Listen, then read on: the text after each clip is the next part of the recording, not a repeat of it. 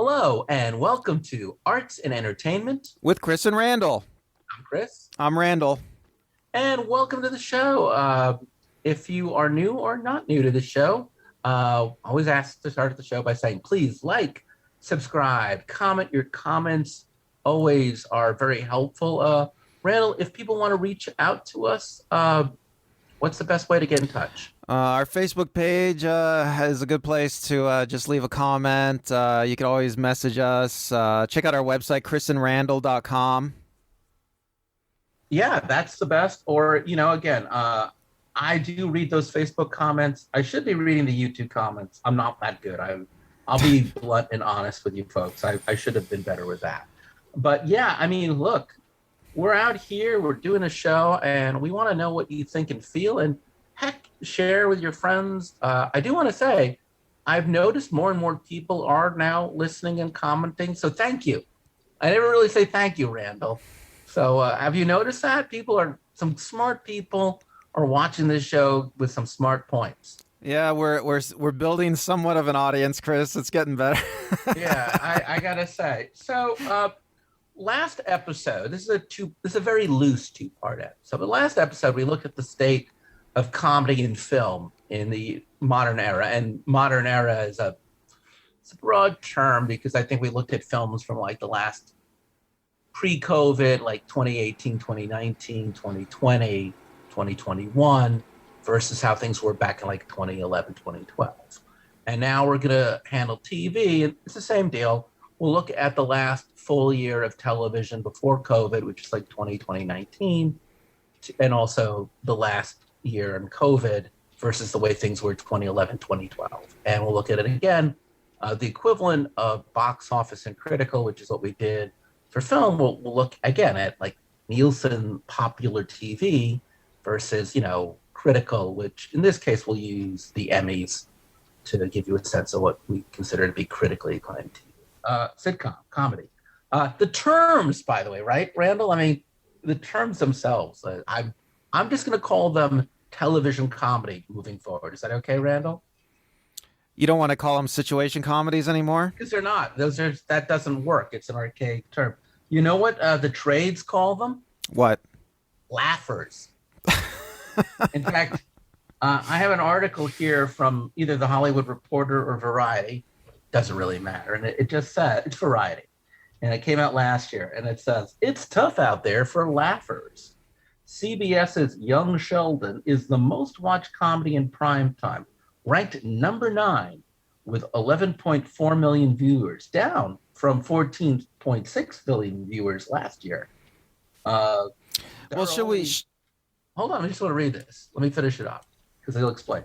There are only 5 comedies in the top 50 ranked TV shows. This was a year ago, by the way.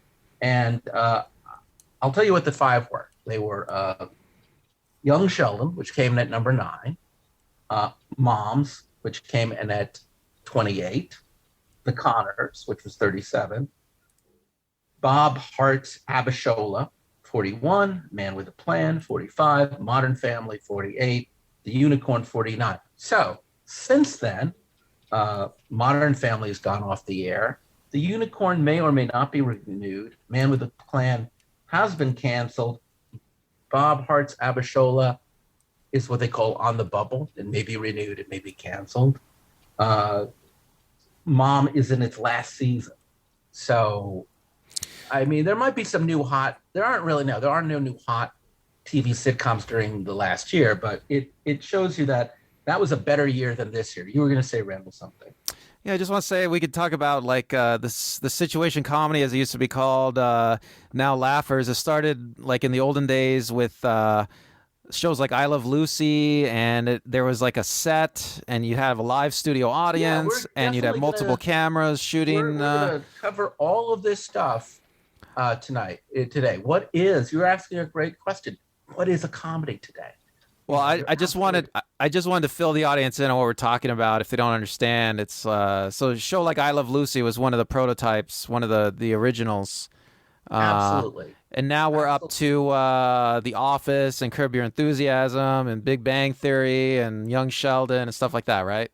Yeah. So the thing that I want to get to for today's show that you did such a great job of helping us set up is two things. First off, as we said before, what's going on in network TV and what's going on, not network TV, what's going on with just ratings in TV, and then what's going on critically in TV. So I just said before, we just talked about, you know, the declining popularity of these shows. And we'll get back to that particular list in a minute. But yeah, the TV comedy, for lack of a better word, Randall, you're right. It's been around since literally the late 40s with the birth of television, right? So Right. Well, we're you're talking. talking about I Love Lucy, The Honeymooners, Burns and Allen, The Ernie Kovacs Show. I want to Uh, say that we're talking about a decline today because there was a time on TV where sitcoms or laughers dominated, right? I mean, there were like just tons of sitcoms every year, right. right? And what we're talking about today is how 10 years ago, uh, there were, like, again, here's what was in just, I'm going to read you what was in the top nine, not even the top 10. Okay. So you had four sitcoms that were popular. Yeah. So literally you have, yeah. So today you have five sitcoms in the top 50. But if we go back to 2011, 2012, you had one, two, three, you had four. You had four sitcoms in the top 10. It was Modern Family, Two and a Half Men, Mike and Molly, and Two Broke Girls. That's the top nine. Okay. So in this past decade, just like comedy has fallen off from film, comedy has really fallen hard from TV. So Randall, I guess if we just admit that there is a crisis, and there's just, I mean, there's a decline of I guess. popularity. I In guess. Yeah. comedy. You said to me before we started the show, you consider this to be a good thing for creativity. Please explain. Oh well. Okay. I guess I have this overarching theory of the arts when a medium, say like television, becomes mainstream. Uh, you get this pressure for the creators and the networks or whoever's producing the content to create content that'll appeal to everyone. So you get like a sort of calcification, a sort of the content stops evolving and it stops experimenting because there's no more financial room for that sort of thing. And it isn't until the medium starts to decline, that is, lose its audience. See, network TV is definitely in decline right now in terms of viewers. It's not until a medium is in decline where you get like a lot of experimentation, and you get experimentation on the front end as a medium becomes more and more popular. Okay, so you look at early TV, you had the same thing. I Love Lucy was really an experiment in a lot of ways. I guess I won't go into it right now, but on the back end, you get much more interesting experimentation, I think, because what happens is there are just more resources. There's an established industry. There's an established way of doing things. There's there's a lot of there's the money is there. So creators, even though they're getting a lot less audience, they have a lot more room to experiment now. And because they're fighting for scraps, in terms of like declining audience, they can they're allowed to experiment more, because they're going after smaller audiences. So you saw this in the theater, I believe, when television hit. You saw this in cinema when television hit. Television came in and stole audience away from a lot of different mediums. Actually, theater, it might be better to talk about radio. When radio comes in, you see theater turn from like a real mass medium, I feel. Like Broadway is a perfect example of where theater used to be. But radio comes in, you see the theater change from Broadway to something more experimental. So you see all over the country, you have more experimental theater. I mean, improv comes out in the 70s. You see a lot more, I don't know, the 20s and 30s, I think, were a real heyday for experimental theater, I would say.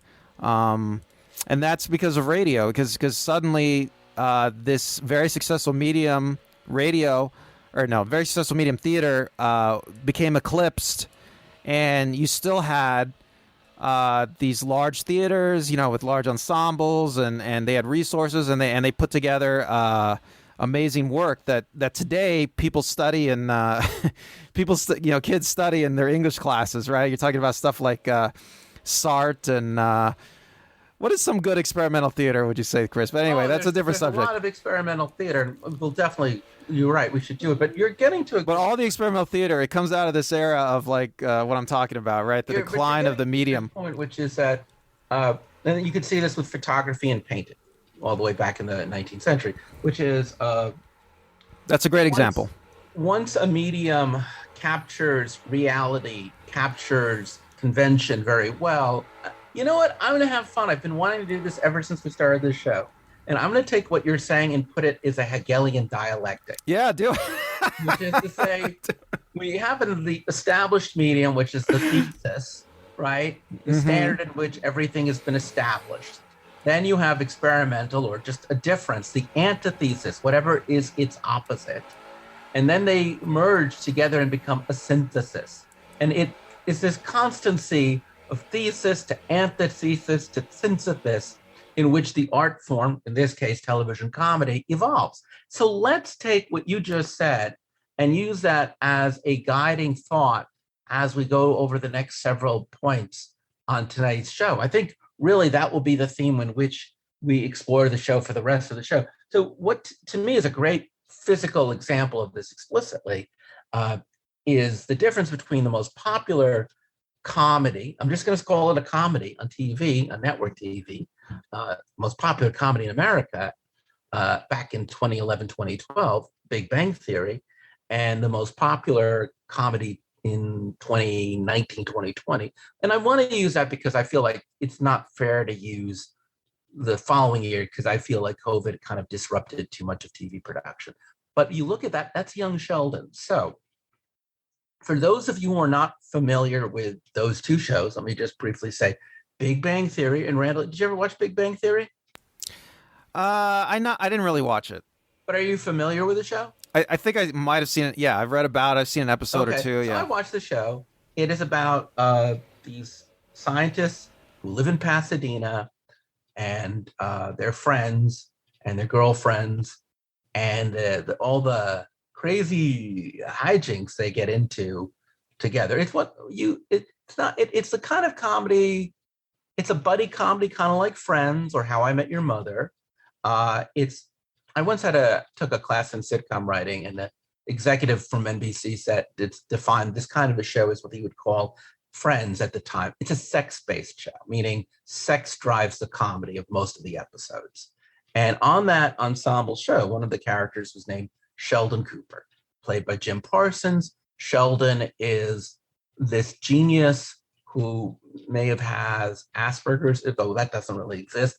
But he's blunt and highly intelligent, and he has no kindness. He just says what he feels. He's a great comedic character because he just says he says what you would like to say, but you're afraid to say, and he's always the smartest guy in the room. So that's the traditional 3-camera sitcom. It was produced by a guy we're going to be talking for the rest of the show named Chuck Lorre, who has been producing sitcoms all the way back like to Night Court in the 1980s. This is really the most important producer of television comedy today and has been in our lifetime. And, it's the kind of show where I say something, then there's a setup and a punchline. Other shows by Chuck Lorre that were popular, like Dharma and Greg, Two and a Half Men, Mike and Molly. Today he's got shows like Moms is a Chuck Lorre show. Kaminsky Method is a Chuck Lorre show. He's the big dog when it comes to laughers. He's for sure. If you're listening in this show or watching us right now, you've at least seen 3 Chuck Lorre shows, and you probably liked at least one of them. He's just we'll do a show on Chuck Lorre at some point, I hope. But the key behind this is Young Sheldon is about that same character, Sheldon Cooper, but it goes back it's like a prequel. And it takes place, I guess, in the late 80s, early 90s, where he is like 10 or 12, and he is in high school because he's a genius living in a small East Texas town. Full disclosure, I'm actually friends with one of the actors on that show.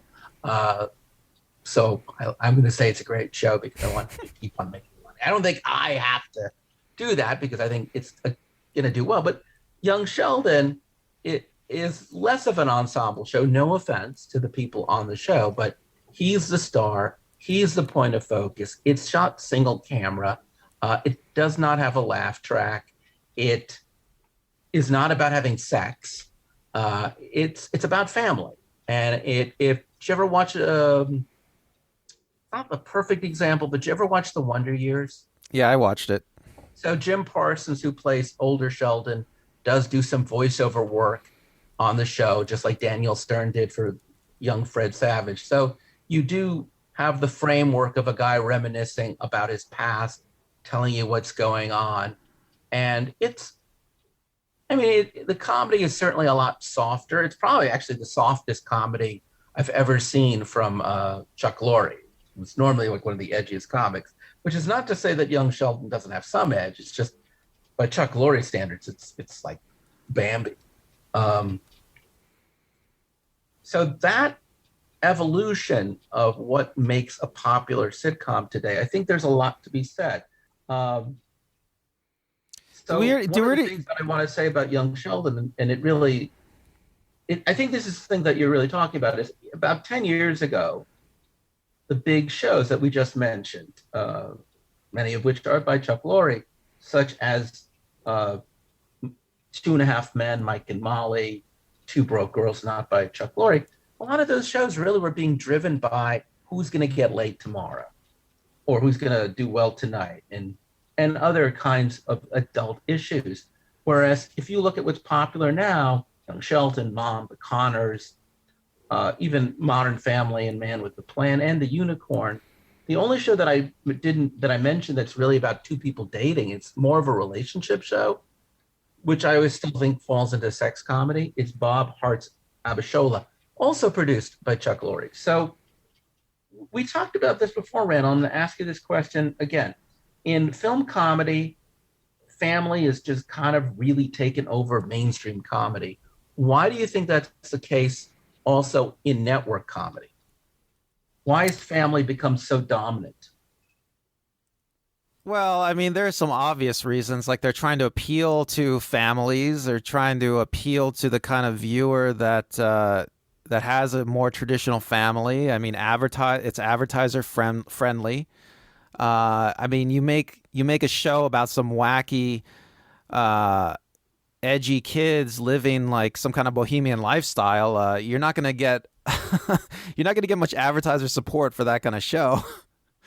So yeah, family comedy it's been a staple of television for years. Do you think it's also because we're an aging society and comedy, like up until 10 years ago, younger people, those 25, 35-year-old people who would buy cars and insurance and soft drinks, do you think they're not that same generation, the millennials or the Gen Zers, today's young people? Do you think they're just not watching as much TV as before on network? Well, if we get into talk about demographics, yeah, sure, everybody's watching less of everything, but everybody's watching more of everything in a sense. Watching less of everything. I'm literally going to read this to you. Among adults 1849, the performance of TV watching has gone down. So 10 years ago, more people ages 18 to 49, by the way, congratulations, you're still a young person, were watching TV.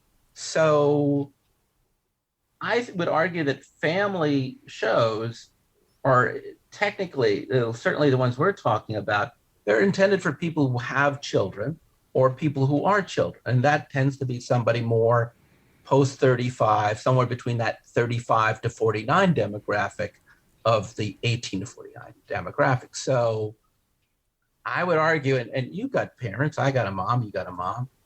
Mostly older people watch network TV. Yeah, the average age is usually like in the 50s or so. Can't remember now. The CBS, which is the most popular network, their average age now is in the 60s. Okay.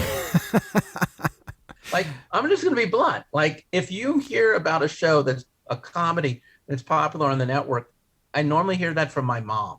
You? Well, the baby boomers are getting older, and they Yeah. grew up watching TV. They grew up watching sitcoms. They this is their format. I mean, see, And I people don't also, understand. Like I yeah, want to say, like in the '70s, especially in the '70s, like you would see like on like NBC, ABC, CBS, you would see like back to back sitcoms in prime time for a lot of evenings. I mean, the hour drama would come on at like 10, wouldn't it? yeah. I was 8 to 10 was just nothing but sitcoms. And you're also right that the actors I just mentioned on the network shows from 10 years ago that are working today, young Sheldon, that was anybody who, 10 years ago, that was a young person watching Big Bang. Uh, Mom stars Anna Faris, who had a great career in comedy 10 years ago. And what's her face from The West Wing, which was popular 10 years ago. I'm sorry. I should have remembered her name. She's a great actress.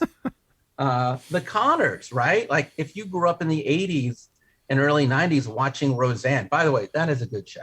Yeah, well, Uh, that's a great example of what you're talking about, the Connors. yeah, So they yeah, bring Roseanne for the young kids. Roseanne was like uh, it was kind of a groundbreaking show. It's kind of a show that a lot of people remember. It was groundbreaking for the way that it depicted, let's say, working class people in a yeah, yeah. sitcom, and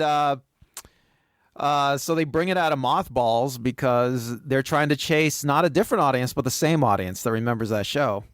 And I'll say this much to its credit, it actually acknowledges that fact in a very hard way. It's the best show to ever pick up 20 years later because nothing good has happened. And it knows that, like seriously, folks, let's keep that show on the air. And then, Man with a Plan, which just got canceled, starred Matt LeBlanc, who was Joey on Friends. So you do see a lot of people who were, popular in the 80s, 90s, and 10 years ago, still working on network TV, the Ted Dansons and such, as I like to call them. So the other thing that I want to talk about that really uh, radically separates young Sheldon from Big Bang Theory. And I want to just be clear: it's not that this tech is Big Bang Theory is what you call a three-camera sitcom. Randall, can you explain what the Yeah, three let's get into camera? that. So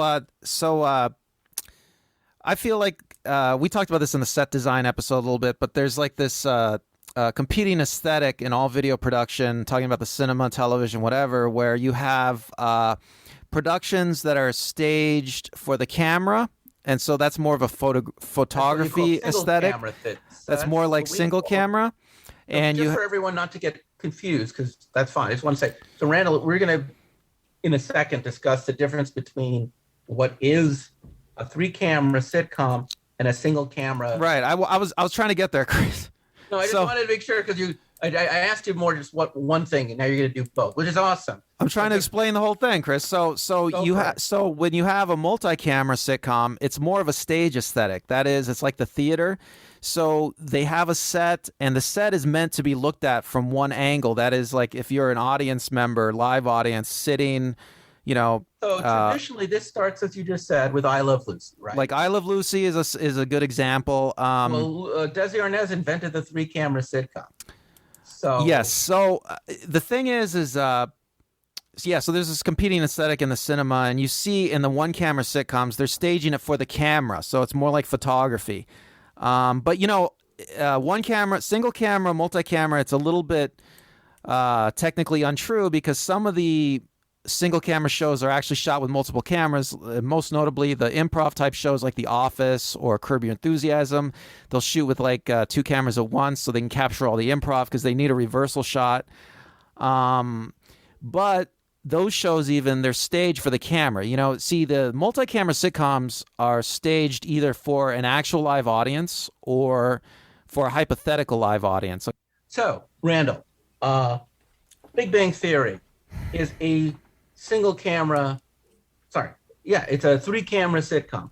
You were talking before about how ever since I Love Lucy, sitcoms have been done with three cameras. Desi Arnaz Jr. is the inventor. Did you know that Desi Arnaz Sr., sorry, invented the three-camera sitcom? I don't know if that's true, but It's true. He he definitely he was the first to come up with the idea of shooting it simultaneously on film and through the television cameras, because at the time the technology of television only allowed you to broadcast simultaneously as you're shooting the show. And he came up with the idea, hey, why don't we just record it on film at the same time? And so I believe that they shot it simultaneously on film cameras and the television cameras. And that's why I Love Lucy became so huge, because it was the first sitcom to be, it was the first TV show to be syndicated, which means that like they had recorded it and then they could sell it to ancillary markets in reruns, because there used to not be reruns because they Yeah. weren't recording anything. The And Honeymooners, the for earliest instance, reruns were I Love Lucy.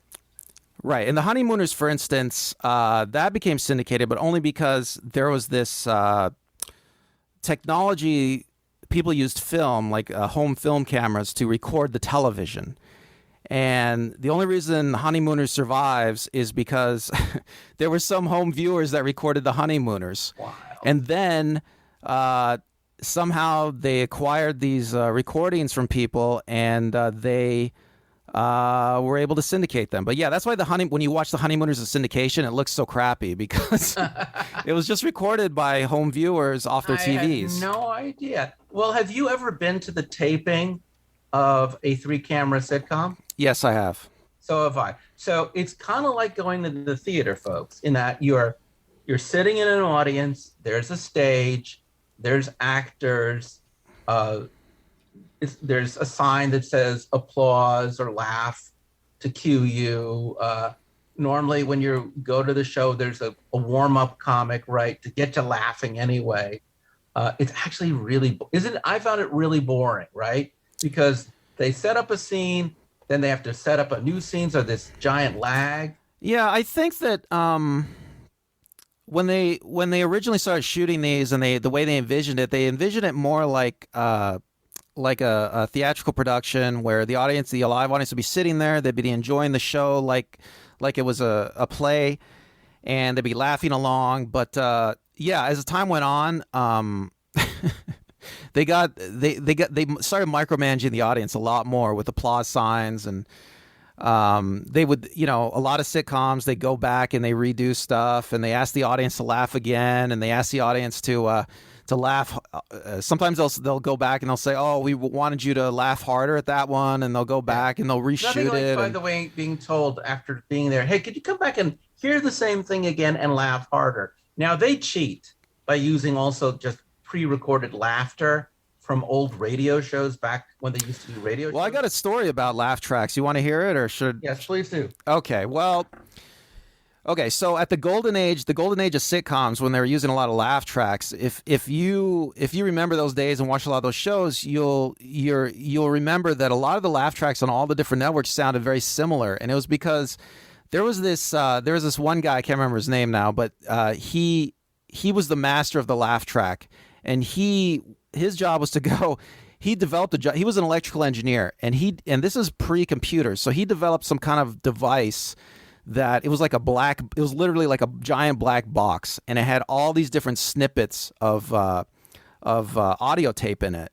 And he would push different buttons, and he'd get different effects, and he had all these different canned laughters inside this device, and he'd go from studio to studio sweetening all the laugh tracks. So that's why, like, when you listen to these old shows, you can hear the same laughs over and over And because of this guy.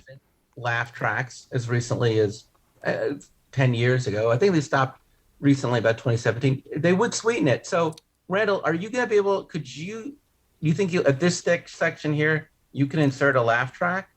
Yeah, we'll put in a laugh track. Okay, then I want to do a brief experiment. Right now, I'm going to just show the audience what it sounds like if we have a normal conversation with a laugh track. Hey, Randall, what did you have for breakfast today? Eggs. Eggs.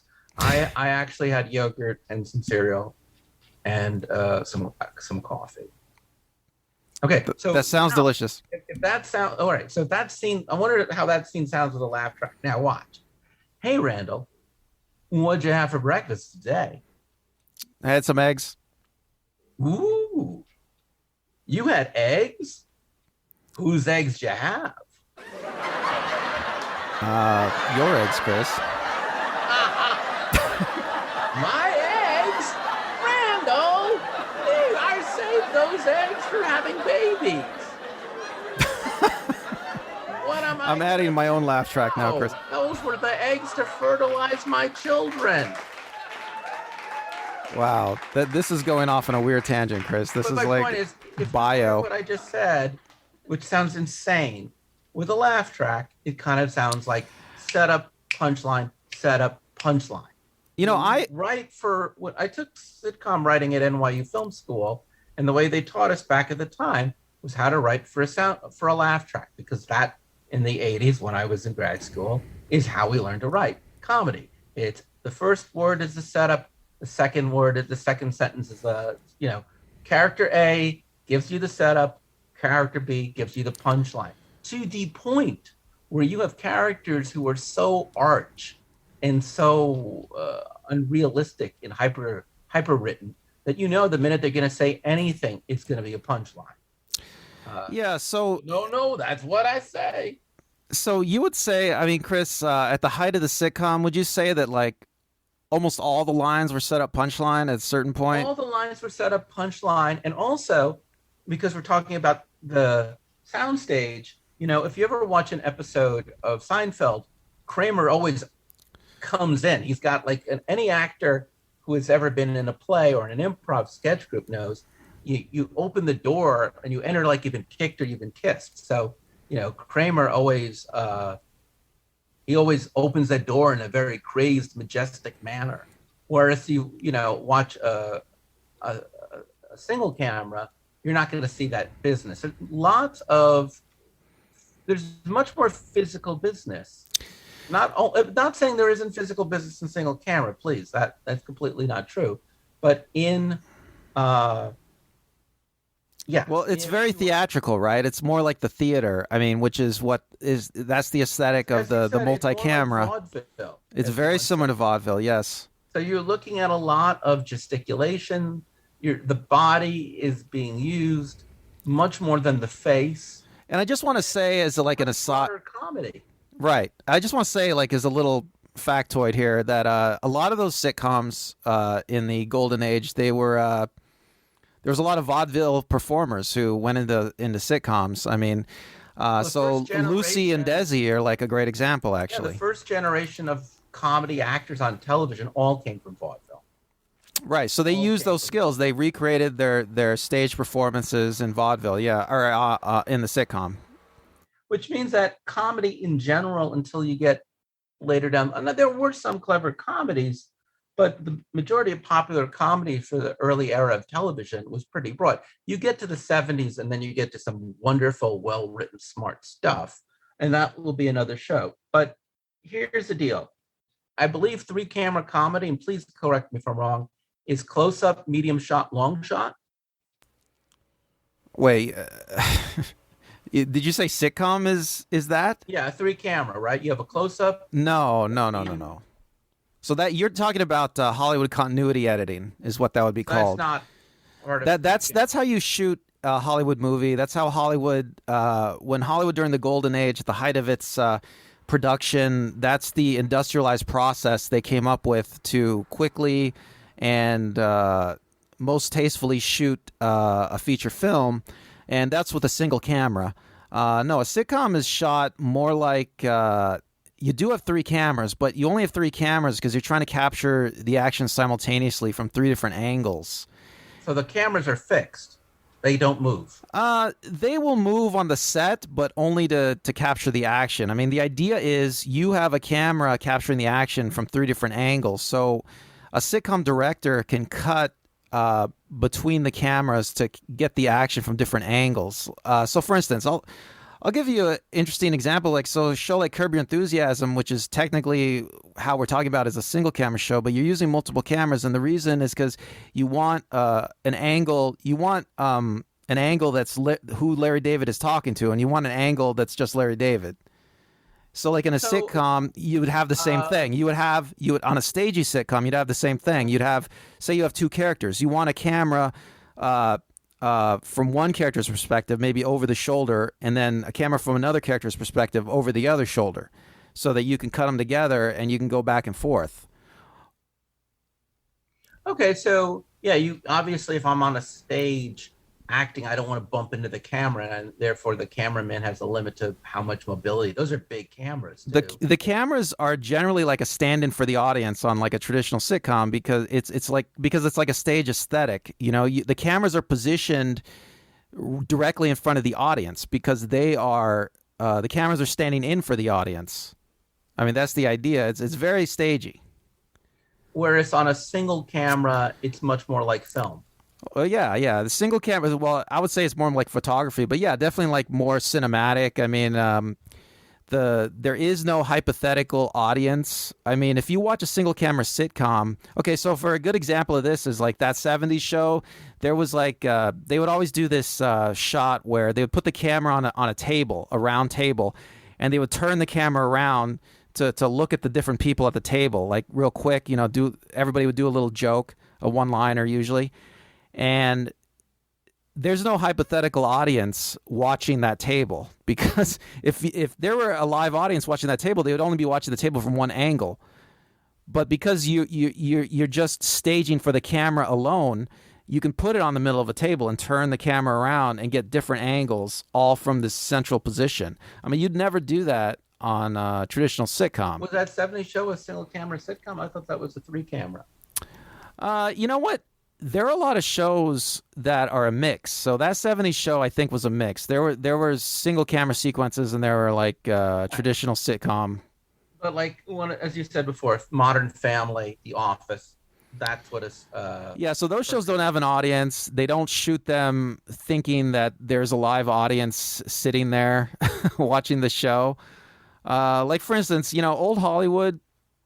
You have like on when they would build a studio in old Hollywood, you would have these giant hulking cameras, and you watch an old Hollywood production. The camera usually doesn't. The camera's almost always at eye level, and it's almost always looking at this fake set from one angle.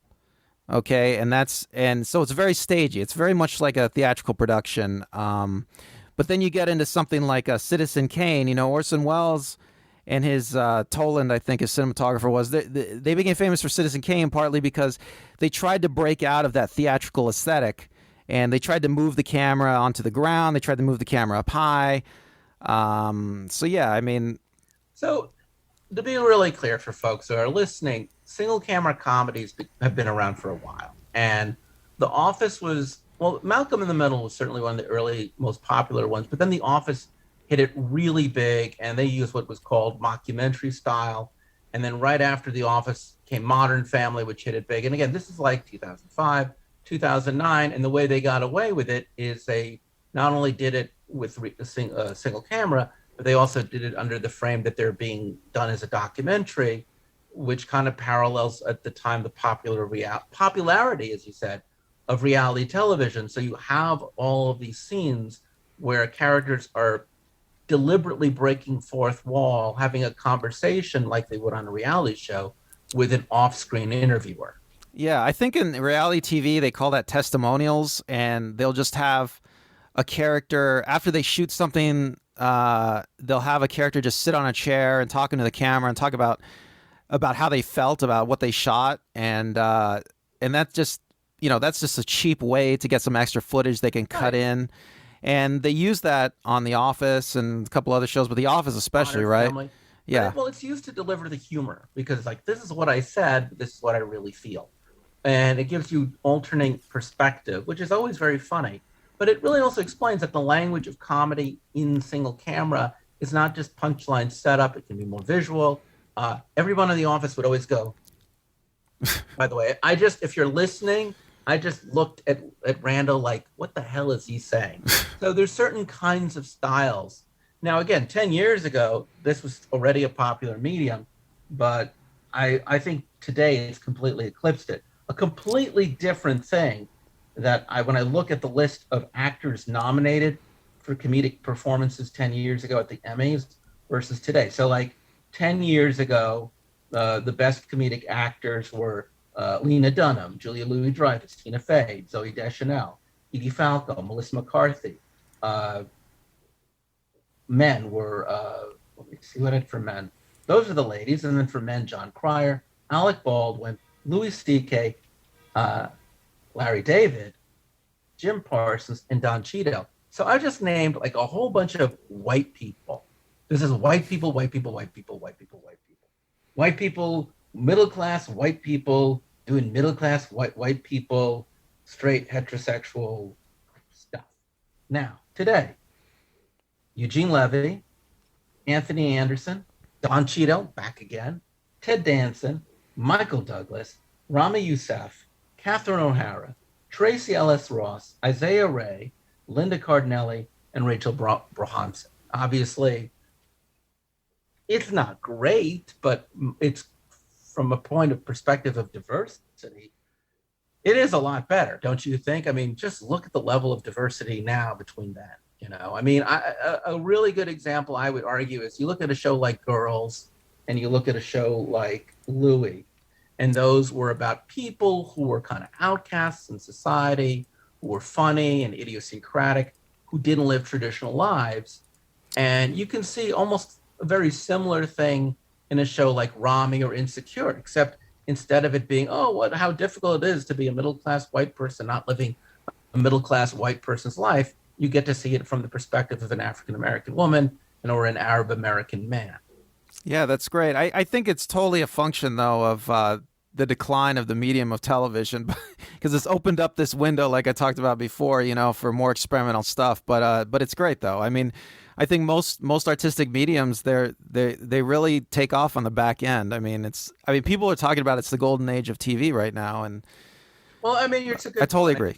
You're right that diversity might be easier to do in a medium where they don't have to constantly get. It's riskier. You know what I'm saying? Like in some sense, you could say Blackish has certainly replaced Modern Family as the dominant family sitcom. But have you seen Black AF on Netflix? No, I haven't seen it. So that's also produced by Kenya Barris, who created Blackish. And it's very similar, except it's just stronger. It's more pointed. It is really the kind of thing where you're like, they're raising really interesting stuff. So, I mean, comedy is always right? One of the greatest sources of comedy is to be an outsider. Yeah, the outsider character. Yeah, sure. And in a weird way, just if you are somebody whose voice has not been traditionally represented, or you're not a white person or a middle class person by default almost, or straight person, you are an outsider in today. So it also you got more material. And also, if you look at these shows I mentioned, these shows aren't just about being different. They're within their own culture. Rami's a fun show to watch because, I can't think of that many shows about Arab Americans. Can you? No, and yeah. So, shows like that. It's a real trend where these shows are getting much more personal, and that's great. And Rami Youssef is a stand-up comic, and this is based on his material in the same way that Louis was a stand-up comic, and it's based on his material. And it has the same idea of point of view of what it's like when a funny person is trying to find an identity that is not established. But, again, he is a devout Muslim. It's a fascinating show to watch because he's trying to navigate how to be a modern Muslim in our contemporary world, which is really rich in comedy, but it's not something that we've been seeing before. Should we talk about Louis C.K.'s evolution? Because he started out on HBO doing a show called Lucky Louie, which was a very traditional multi-camera sitcom like we're talking about, and audiences didn't like it. It didn't do very good, and after that he decided to do a deal where he would now Louis was a professional videographer from a long time ago. I think he did sporting events, so he understood editing and shooting. He understood everything, and he wanted to do a show that would be very personal and very cheap. He'd do all the directing and editing, and he made a deal where he was extremely underpaid, in comparison to some other things his contemporaries were doing. But he did everything himself, and he made a very personal show that was Louis, and it was very popular until he was Me Too'd. But that really showed the potential of where you could go with single camera. You could Yeah, take your camera anywhere, and yeah, go ahead, Chris. no, I was just going to say, well, what you're talking about is I'm going to tie it into even more stuff, because also I think that's true for Lena Dunham in Girls and single camera, is that when we go back 10 years ago, we're really looking at networks and HBO. And networks and HBO is the only, yeah, Louis is FX, but it's when FX was just kind of nascent at the beginning of its career for doing. John Landgraf, another person I've met in real life, was the guy who greenlit that. And it's Sunny in Philadelphia. He came from NBC, but he was really a man ahead of his time. But in general, when you look at the shows that were nominated in 2011, 2012 for best shows on TV, you really just have the network shows and the HBO. And HBO has a very particular sensibility. Networks have a very particular sensibility. But today, Netflix, Hulu, FX, Amazon, you have all these streamers and other cable outlets with differing sensibilities. And I feel like there's a real switch, because network is always about ad, right? It's always about getting a demographic that will buy something. Whereas if you're doing a streamer or even a cable thing, you're much more about subscribers. Either you want to retain or you want to attract. Well, I believe, yeah, network TV is totally reliant on advertisers, but the even basic cable, even though it has ads, they have they have subscriber fees. Yeah, For, and they're making really their money on subscriber fees. And I think FX is the only one, and Hulu are the only of the two that we've mentioned that have commercials, whereas Amazon does not have commercials. Netflix does not have commercials. And they're keeping people like HBO, which is also subscriber based, fighting for its life. What's my point? Oh, well, that these, the big dominant style of sitcom, uh, 10 years ago were either what I would call dating relationships, which are sex driven, office place, which take place, it doesn't have to take place in an office, albeit The Office, 30 Rock, older shows like Cheers, they're all workplace, community, news radio. Those are workplace shows. They're about characters or family. And the only one today that is still around on network is Family. But I would say because HBO, Showtime, Netflix, Hulu, these people, they make their money primarily streaming movies. So they take the data of the movies and the repeats of the shows that people are watching for their database, and they have shaped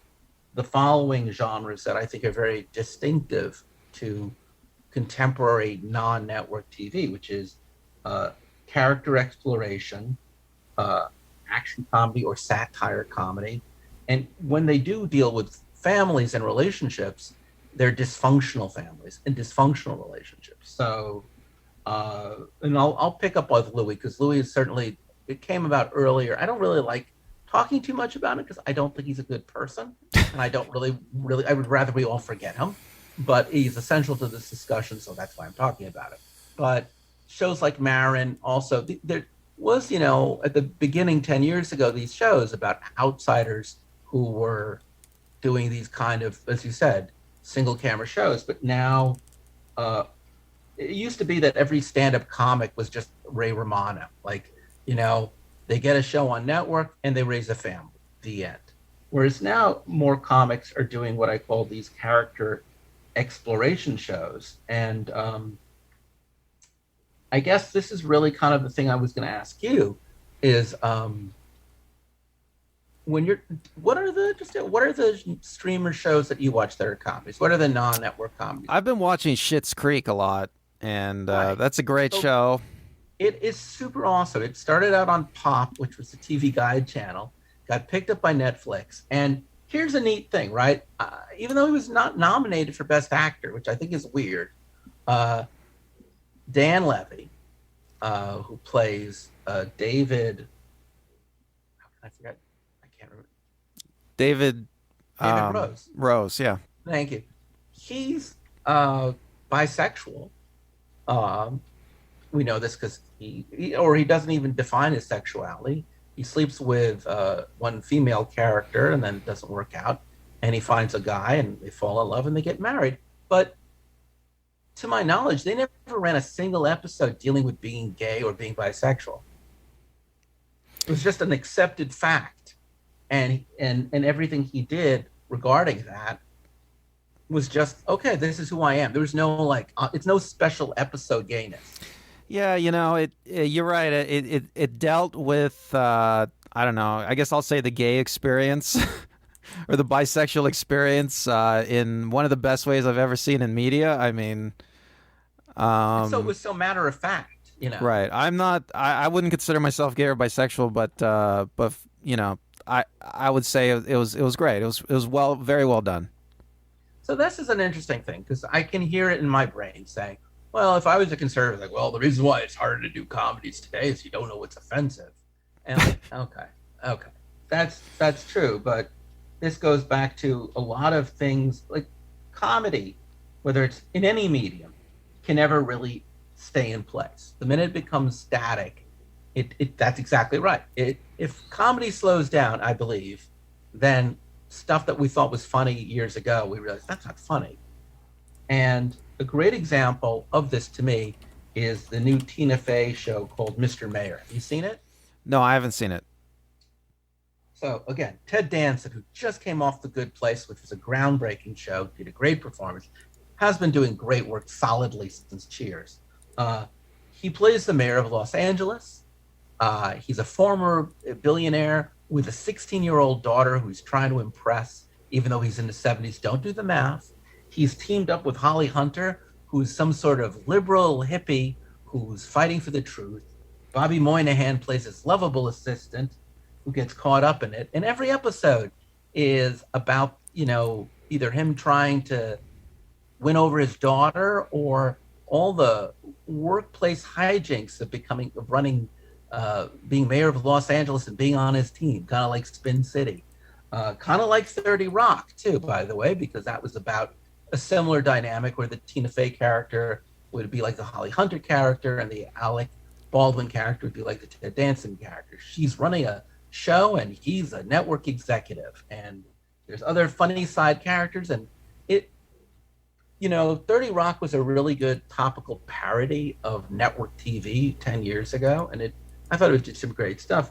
It's trying to do that again in the middle of a pandemic, in the middle of a time where race relations are bad, in a time where our police are getting into all sorts of violence. I mean, it's like a science fiction show. You know what I'm saying? It takes place on a whole other planet. It's the most irrelevant show on TV today that considers itself to be relevant.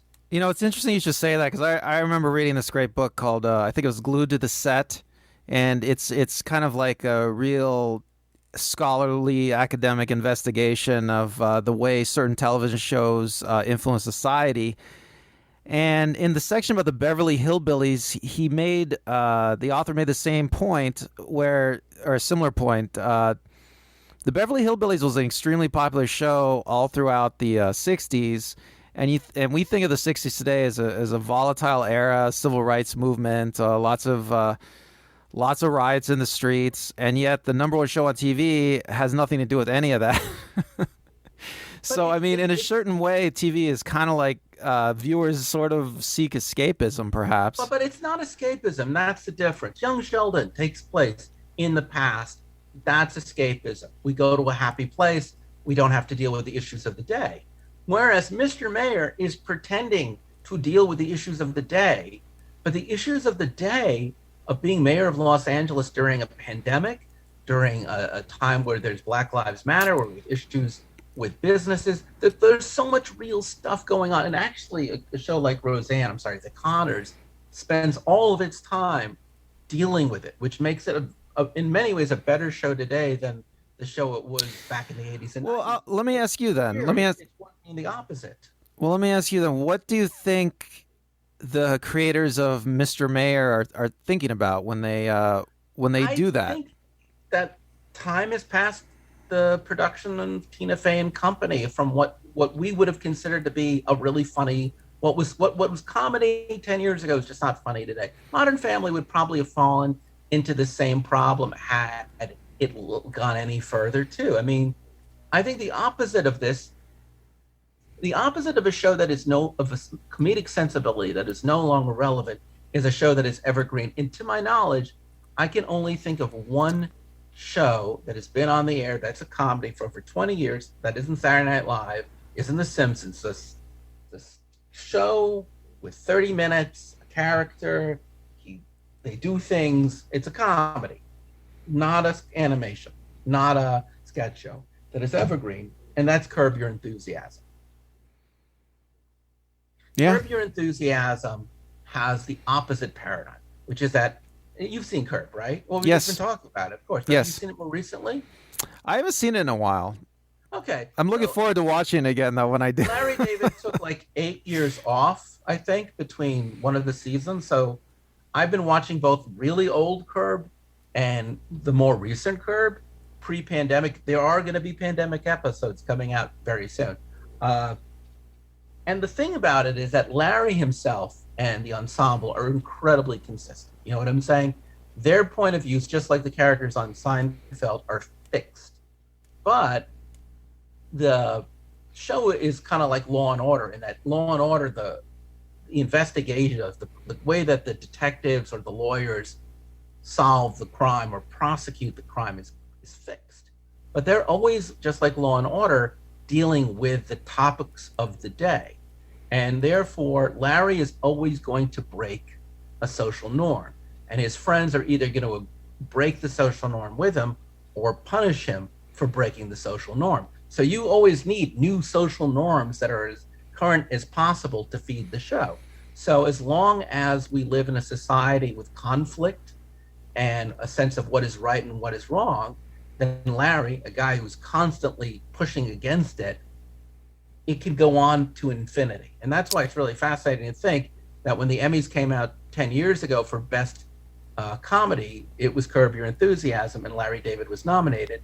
And then back in 2019, 2020, 10 years later almost, still nominated for, actually, it was just nominated this year for Best Actor and for Best Comedy. So that's my point. That is how you do an evergreen show. That's the genius of Larry David. So we've come to really to where I guess, to me, what I consider to be uh, the most confusing thing, which is, and you know this, so now I can't ask you, but pretend you don't. What do you think is the most popular comedy on TV right now? The most watched comedy? Pretend I don't. Okay, I think. I said it, and I just like, okay, I'll pretend like it is. It's not Young Sheldon, though it is certainly one of I the was gonna guess Young Sheldon. I don't think I know it. I well, forgot the most already. popular comedy is on the streaming channel. It's actually went from one streaming channel to another. So if we just go by 2020, when it was on one other channel, it was the most streamed TV show. Period. It was actually the most streamed thing on streaming last year, which is The Office. That is right.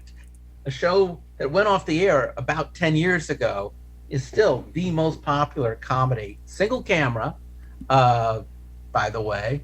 So, how is it that The Office seems to trump everything else that we've just talked about? Well, my guess is the improv they use in The Office. They shoot it with two cameras, so they can capture the reversal, get all the improv. Curb Your Enthusiasm is shot the same way. That's the secret sauce of both these shows, I would say. But you have a different opinion, right, Chris? Do you think it's also the escapist nature? It's like watching comfort, is what we call comfort TV. There's other shows that would fall into it, like Friends and Frasier and such. But, in the office, first off, you can't be in an office right now. Not like they are, it's just the opposite. Talk about not being relevant or topical. It's a world that may never come back. It features actors who would have long, successful careers after The Office. People like John Krasinski would still be relevant. People like Steve Carell, who would still be relevant, the guests on that show. Uh, it's a funny show. It ages well because what they have diversity in casting, they have diversity in storyline. Uh, they don't go for the cheap jokes. They have people like Mindy Kaling. They have really smart writers. They it. I guess if we think of it this way, is The Office a thesis, an antithesis? We've been talking about antithesis shows, which are the contemporary shows, but I would argue that The Office and Curb are almost like synthesis in that they're shows that incorporate both elements and blend them. They're older shows, but they do that. You know, you brought up something interesting, talking about diversity. I think you're right that The Office and Curb are both the shows that, I wouldn't say they encourage diversity. I think they're just naturally diverse shows because Larry David is always coming up with scripts where he needs new people. So he just needs people who are funny, and he gets people who are funny, and he gets improv people, and that's it. He doesn't a lot of traditional projects. The casting process is long and torturous, and they're always looking for a type because a type that advertisers will want. But I think The Office and Curb Your Enthusiasm, they just naturally open the doors and just bring it. They need new people all the time, and they just bring in people that are good, and that just makes them diverse naturally. I think the other kind of comedy that we really haven't given enough time to, but I just want to talk about, are shows like The Great, What We Do in the Shadows. What We Do in the Shadows still falls more into single camera. Sorry, I don't want to talk about it anymore. Though it would have been worth mentioning, and I apologize. But The Great, Flight Attendant, Dead to Me. You see a lot of these darker Santa Clarita Diet. You see a lot of these darker comedies. They've been around in some form or another as recently as even 10 years ago. Weeds was one of those kinds of shows. But you have shows like Mrs. Maisel, The Marvelous Mrs. Maisel, and you're seeing more and more now of these 1 hour shows that are character based, that if you pushed it a little bit to the left, they'd be dramas, or they'd be soft dramas like a This Is Us, but they're still in the comedy camp due to their darker, more satirical nature. Often, by the way, for whatever reason, these shows have female leads. I think almost all the shows I just mentioned have female leads, and which goes back to diversity too. Well, there's a case to be made. Maybe women like darker content. I mean, they like true crime. They do like true crime, and they do like more character exploration. And these are fascinating shows. I'm really curious to see when they bring back Sex and the City to the new version, whether it'll be more like the Conners, where they find a new footing that makes it very relevant, or will it turn out to be like bringing back, will be just kind of like Mr. Mayor, irrelevant, which gets, I guess, to the future. So what lies ahead? What do you think? The pandemic is going to be over sooner than later. All the shows that we've talked about were originated under the Trump presidency. Families can only dominate network for so long. What do you think is the future, man? Well, I think the single camera aesthetic will continue. You'll have technology allows these cheaper cameras, smaller cameras. It allows for improv because you can shoot for a long period of time. You'll get cheaper shows, but that'll be good because they'll be more personal. And I think improv and single camera are definitely like the future. I think that we've seen the end of the super popular dominant comedy show. I think that network TV is really going to be overrun now by reality and crime and procedural. I just don't think comedy works. Comedy is too dangerous for ads. Bland comedy is not where younger people are at. I think that anybody who is good at writing comedy or acting comedy wants the freedom to really do stuff. So I think you'll see much more streamers, the lines are blurring too, because all of the networks like CBS and NBC already have their streaming channels. ABC is part of Disney Plus, which is a streaming channel. They did a show called WandaVision, which is a lovely deconstruction of everything you've just said, by the way. Can't recommend it enough. And I think what you're going to start seeing especially if you're watching, say, Disney Plus or HBO, is big budget, well written, high end comedies done on limited runs. Again, look at Kaminsky Method, which is done by Chuck Lorre. He does 8 episodes a year. He has big stars like Alan Arkin, and Michael Douglas in the leads.